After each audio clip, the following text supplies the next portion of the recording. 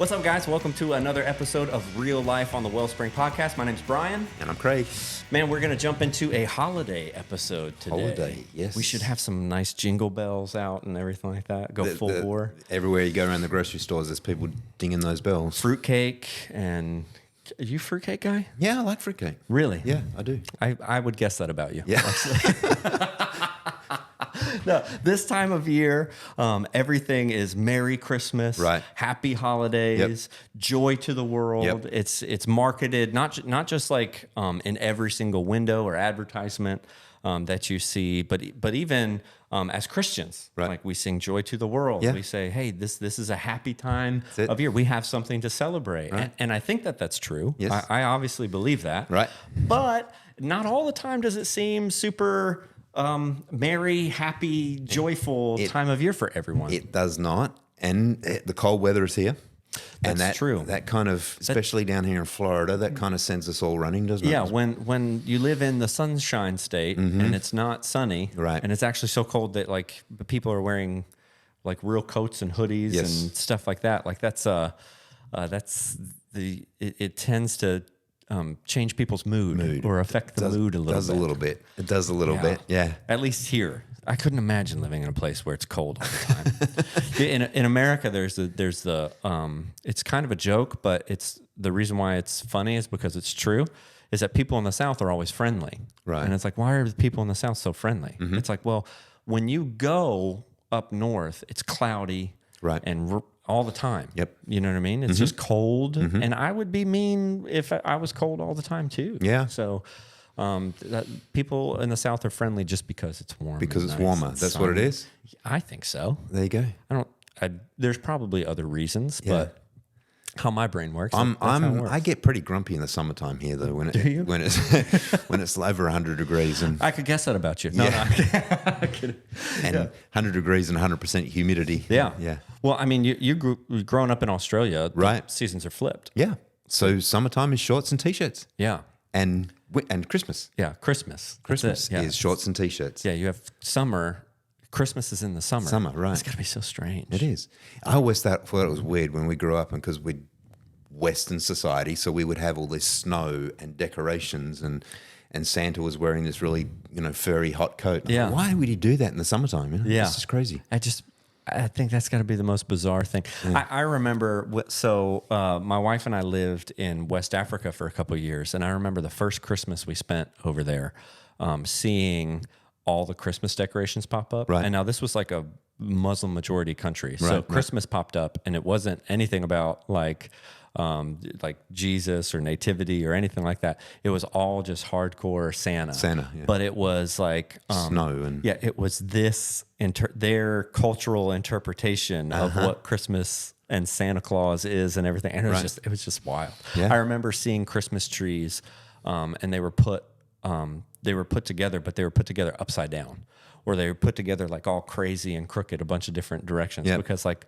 for them, like the traditional watching the Christmas tree and all that other stuff, they don't have any concept of like what that's supposed to be or what that looks what like. it means, yeah. And so they just get these fake trees put together and like, I don't know, put it together any way you can. can, And yeah. so they just looked wild.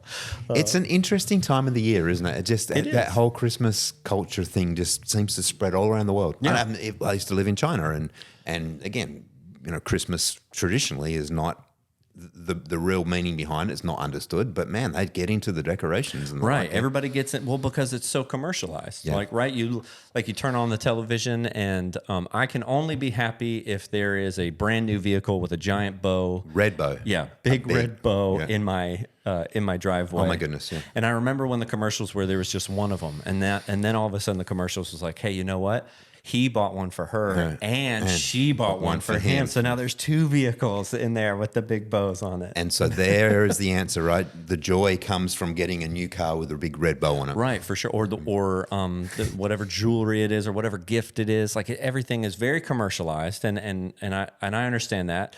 Even Christ followers with Christmas, a lot of times, like I've been involved in church for a long time, where Christmas, even within the church, becomes extremely commercialized. Yeah.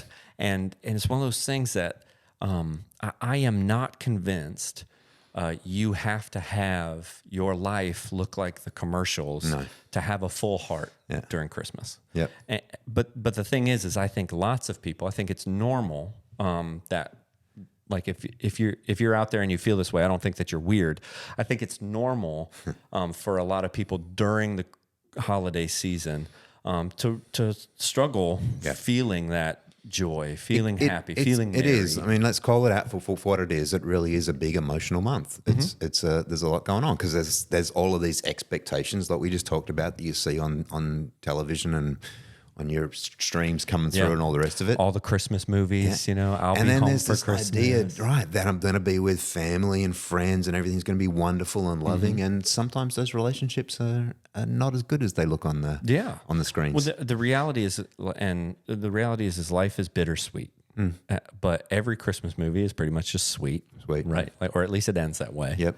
And every commercial that you see is this is what they're selling, that emotional experience. And when you're not experiencing that, you either think, well, maybe I'm going to go and buy some stuff and that'll give me that thing, or there's a handful of reactions that you might have that we can talk about in a second. Yep. But all of us, I think it's a natural thing for all of us to want to feel that joy, right? Want to feel merry, especially if you're seeing others trying to do it or apparently doing it. Yeah, but real life is the holidays, like this time of year, is full of like distractions and disappointments. It is. Like that's what the reality is. Yeah. It's not the Hallmark movie. Yep. The reality is life is full of distractions and disappointments. Right. And a lot of that is because I'm trying to compare my life to this Christmas movie. I'm trying to compare my life to the dude in the commercial. Right. Like, well, he's happy. Yeah. Like, look,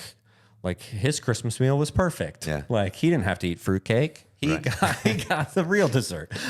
You know what I mean? Yeah. Like that's a silly example, but you understand what I'm saying. There's this unmet expectation, or there's this idea that I'm being sold. Yep. Outside, like culturally, and even a lot of times, and we talk about this on a regular basis within the church, right? Where it's like, Merry Christmas, man. Yeah. Joy to the world, right? Yeah. And it's like, isn't it wonderful? This is celebrating our Lord's birth and which I believe. Which is a fantastic thing to be thinking about. And if you attend Wellspring and been keeping up with us online, like we're talking about how the incarnation of Jesus is hope. Yeah. Like it is hope for all mankind. A sign that I can look to again and again and again. Right. That reminds me that God is with us. Yep. Right. And more specifically, like that message is also for you, that God is with you. Right. Like, and that is hope. And we can talk about that, but most people live in the reality of, I'm kind of struggling finding the joy. The distractions around of life in which we live, the world in which we live, the distractions are real and they're huge. And the distractions that take us away from that real joy are genuine. And we all have those moments in this, particularly around this time of this year, where we start feeling that certainly disconnect, the gap between what we're seeing and how we really feel. Yeah. And then also we start to come to the end of the year, and lots of people kind of review. What did I do this year? Yeah, what am I going to do next year? What was this year like? You're looking at a brand new year, and everyone goes, new year. Yep. And it's like, well, I still have the same old bills. Right. Like I still have the same old but like person I'm married to. I still have the same old, all of this stuff. Like, so this time of year is complicated. It is. And I think that we as Christ followers and even if, like, I think the church in general, like, does people a disservice in not acknowledging, like, hey, like, this time of year is complicated. Like, life is bittersweet. It's messy. Like, it happens. It's messy. But so is it just, well, life is messy and bittersweet, and maybe next year I'll have a good Christmas, like, so whatever, this one sucks. Yep. Or, like, is it possible to have like a full heart during Christmas? Yeah. Even if it doesn't look how the commercials look. Right. If it doesn't look so is it just as easy, because where you could go with that is, woe is me, downhearted. I'm not going to interact with anybody. My life is not like all the pretty pictures. there must be something wrong with me. Yeah. I can go there, or I can put on this face of joy, or is there a way to actually feel and get through this time with genuine joy? No, I think you have to fake it. Yeah. I think. Yeah, I think. Somehow I knew you were going to say that. Yeah, I think it is. I think it is possible, but I don't think it. I don't think that it's easy. No. Like I don't want to paint it as like, oh, it's the easiest thing. If you're sitting there and you've experienced loss or really loss of any kind, it could be a relationship, it could be a job.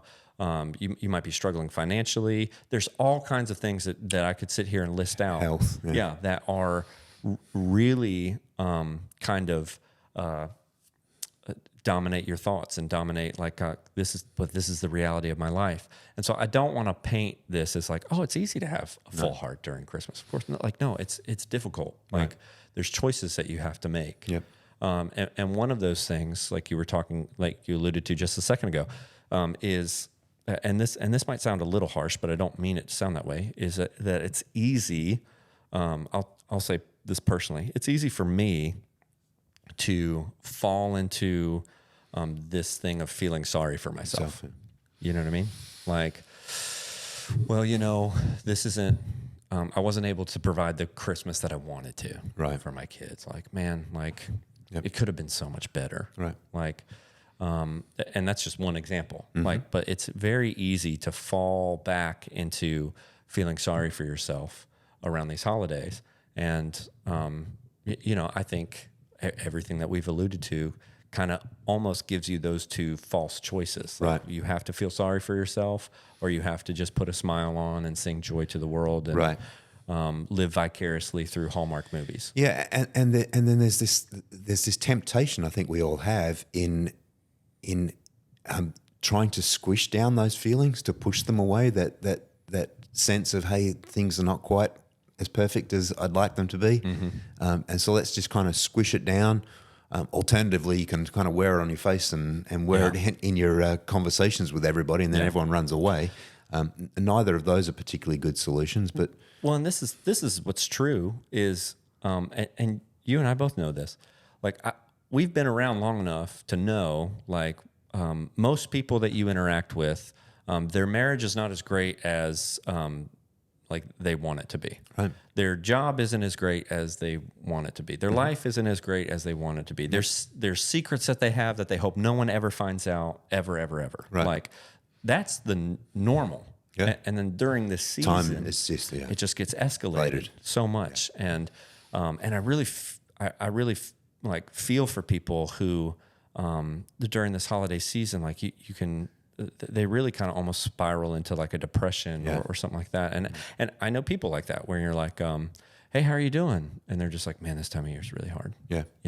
And the inappropriate reaction to that is, man, joy to the world. Well, yeah. Like, don't you know? Yeah. Like you should have joy. Yeah. Like that is not an appropriate response to someone who is struggling during this time, because I've struggled during this time. And with somebody put their arm around me and go like, man, but you should have joy. Celebrate the joy. Yeah. It's like, hey, shut up. Yeah. Like, I think that's a normal reaction. Yeah. So all that to say, if you're struggling during this season, you're not the only one. Yeah. You're not unusual. You're not you're not this weird exception where everyone is having a great time and a great life and it's only you. Right. The thing is about feeling sorry for yourself, which I'm prone to do, is I just tell myself things that aren't true. Like that's what it boils down to. Right. Is I end up just telling myself some of those lies. Yep. Like, man, everybody else is having a great time holiday. Mm-hmm. Like everybody else this is happening for them and blah, blah, blah. And I actually heard my daughter doing this yesterday.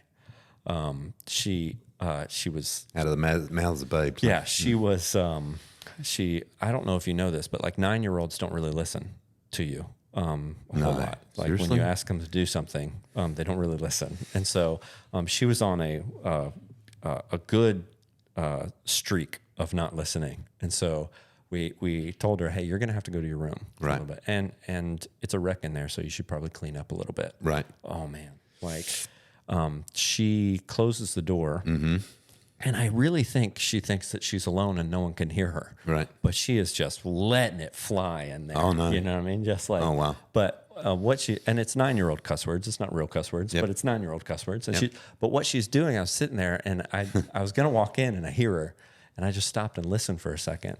And what she was doing was just telling herself things that aren't true. Like, nobody else's parents send them to their room. Right. None of my friends have to clean their room Right. when they go to the room. They don't even get in trouble. Yeah. Like my sister, she never gets in trouble. I'm only in trouble. She's in there out loud, vocalizing, telling her things that aren't true. Right. And so I let it go for a second. Yep. I let her do it. And then after it kind of piped down for a minute, like I just walked in and I came in there and I gave her a hug and I just talked to her Yeah. about, hey, so the things that you're saying, I understand feeling that way. Well, yeah. But you have to be really careful because what you were saying, it wasn't true. True. And then I just kind of walked her through a couple of those things. Like, so none of your friends have ever been sent to their room, you think? And she was like, well, no, they get sent to their room. I was like, okay, so your sister never gets in trouble? Like, she's like, no, she actually just got in trouble yesterday. Like, yeah, it's just so we walked through all those things, and I told her I said the dangerous thing about saying things like that, I said, is because like it's not that your dad might hear you and get in trouble; it's that you hear you. Yeah. I said, and if you start believing that, Right. I was like that's it's not good to believe things that aren't true Yep. about yourself and about people around you, and that's where me feeling sorry for myself comes from. I was going to say, and still today, and even at my age, I still have those voices Yeah. that tell lies that Oh yeah, that send me down that path. yeah. You see a commercial or a holiday movie or something like that, and go, "Well, my life is like never like that. Like I've never had a Christmas like that. Yeah. I don't have anybody who cares about me like that. Right. Like I don't."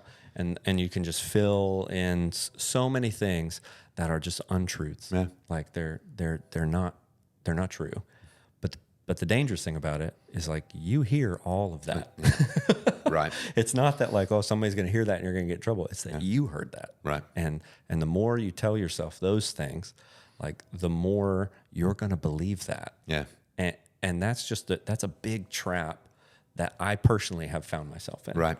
Right. Me too. Yeah. Me too. And where I go with that is when I get this fixed and that fixed and all of these things fixed, and when I'm better at this and better at that, when I have more money in the bank and when I have a better job and when the relationships are going better, then I will feel. Yeah. Then every kiss will begin with K. K. Like that. That'll be it. And then I can truly be joyful in this Christmas time. Yeah. But that's not true.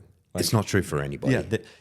It's not true. You don't have to have your life doesn't have to look like the commercial. Right. Your life doesn't have to look like the advertisement. Right. To have a full heart during Christmas. Like to have a full heart anytime, but Yep. definitely have a full heart during Christmas. Right. And to me, it's, and this is the part that I said, like I'm not gonna pretend like it's easy. No. Like for me, when it comes to feeling sorry for myself or getting into that spiral, it is very difficult to make the decision that I don't feel sorry for myself. Mm-hmm. Like that is not an easy choice to make. Right. Like it's way easier to be like, no, everybody's life is better than mine. Like, like it's much because that feels good, you know, like, oh, poor me. Yeah. Like there's something that feels strangely medicating about that. Right. Right. It's a difficult thing to decide. I'm not going to feel sorry for myself. Yep. It's not my life is great and wonderful. Mm-hmm. It's no, I'm just not going to feel sorry for myself during this time of year. Yeah. It's not, oh, I didn't have a hard year. I didn't lose X, Y, Z. I didn't, all these circumstances of life that are real because life is bittersweet. It's just, well, I'm not going to feel sorry for myself in those. Right. And that's not easy. No. Like I'm not going to sit and pretend like, oh yeah, just decide not to. Yeah. Like that's so difficult. And I absolutely agree. And I've been there many times. And I think over the years, I've got a little better. I still have ups and downs and good years and bad years. But a few things that maybe have helped me along the way. One is being able to share those struggles with people who care about me, and who are willing to ask the hard questions and say, ask like you did as a dad to your daughter, but having friends around that say, hey, is that really the truth? Do you think that's actually true? Yeah. The other thing that I try to do more and more is to think of things that I'm grateful for. It's kind of hard to be feeling sorry for yourself when you're being grateful. It is, and there is a lot to be grateful for. Yeah. And even when you say that, you're like, come on, man, it's like really. Yes, there are. You're talking about putting on the fake face right there. Like you're talking about being like, oh no, I'm just going to decide to be grateful for this crap sandwich that I'm having to eat this time of year, right? But no, that's not what we're saying. No. Like not what we're saying at all. Like I'm not saying pretend like your life is good.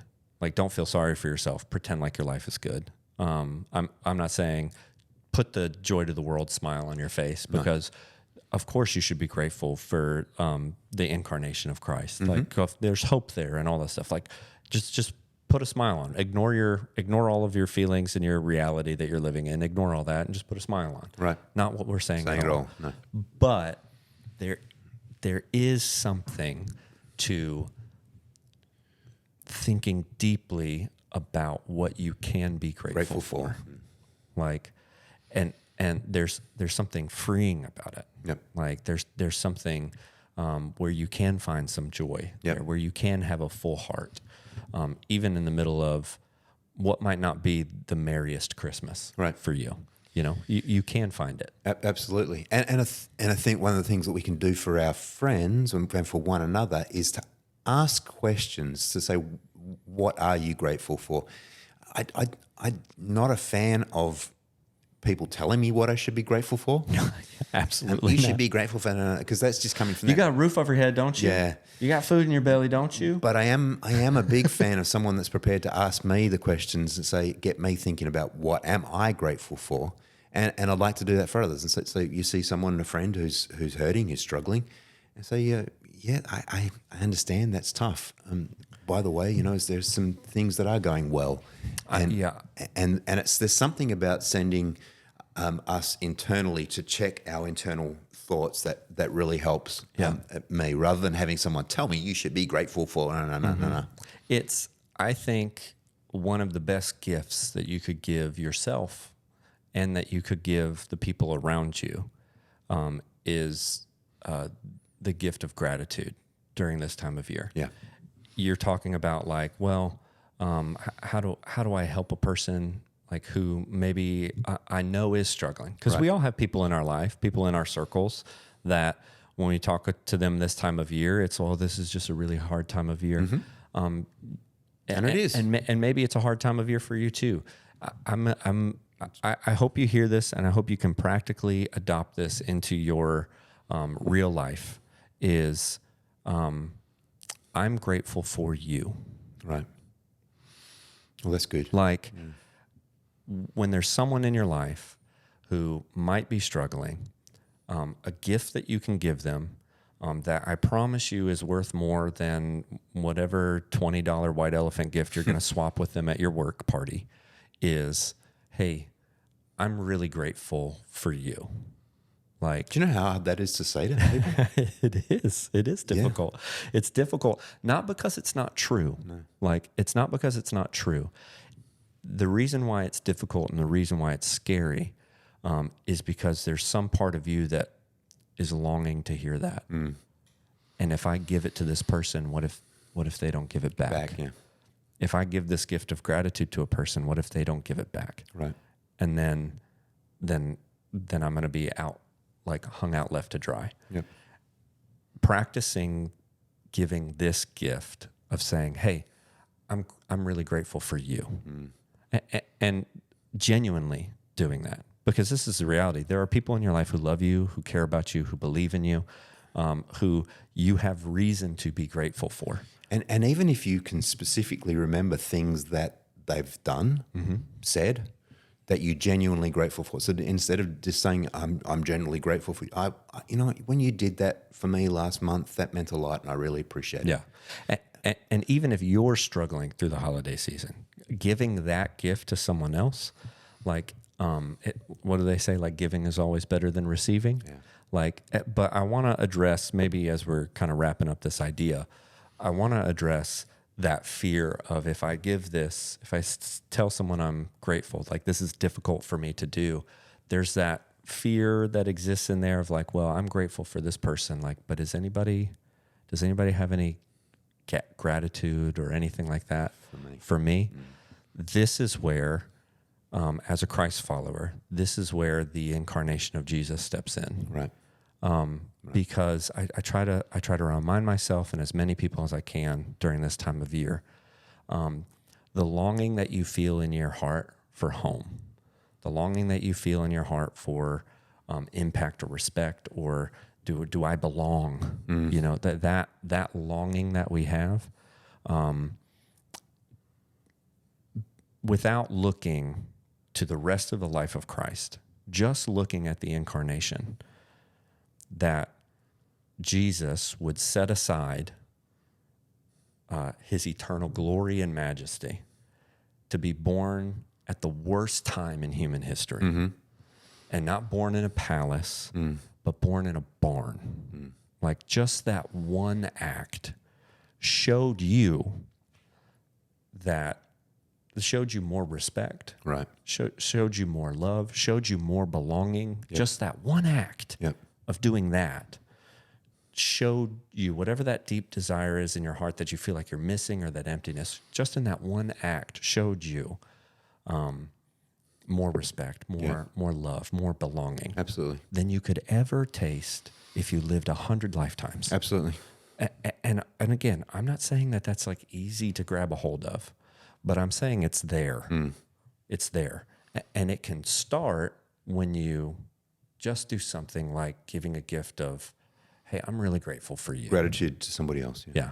It can start there. Yeah. Don't run around telling everybody you should be grateful because, Christ came. Yeah. That's, yep, we all know that, and, Yeah. and believers know that, and we've heard it before. That's we don't need to be preaching to one another. For sure. We just need to be showing that gratitude. Yeah. And it's one of those things we say at Wellspring, like Christmas is about stepping into someone's world with good news. Yeah. Because that's what Jesus did for us. He stepped into our world with good news. And stepping into someone's world with good news, being like, hey, I'm grateful for you. Yep. What that's saying is, hey, I see you. Yeah. Hey, I value you. Right. Like, hey, I'm glad that you're in my life. Like, that's good news. Yeah. Like, that is good news. Especially if you're struggling during the holidays. Yeah. That sounds like really great news. Like, I'm seen, I'm valued, like I belong in this person's life. Yeah. Like this is good news. This sounds a lot to me like loving one another. Novel concept. Yeah. Yeah. And something that we, at least I do so poorly and have done so poorly, but something that is absolutely what we're called to do is to love one another. Yeah.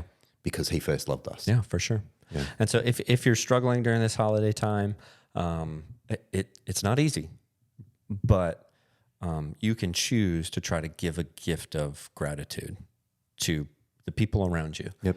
And it's just wild how true, like giving is better than receiving. Absolutely. A lot of times. Absolutely. And so giving that gift, I think will help and encourage you.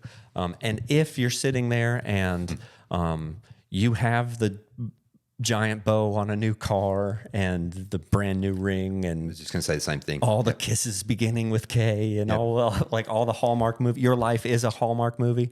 Give the gift of being grateful for the people that are in your life. Right. Like that's good news. Yeah. You know? And it points to the ultimate good news. Like what the season is about is that like, hey, you're seen and you're valued by me, but I'm a nobody.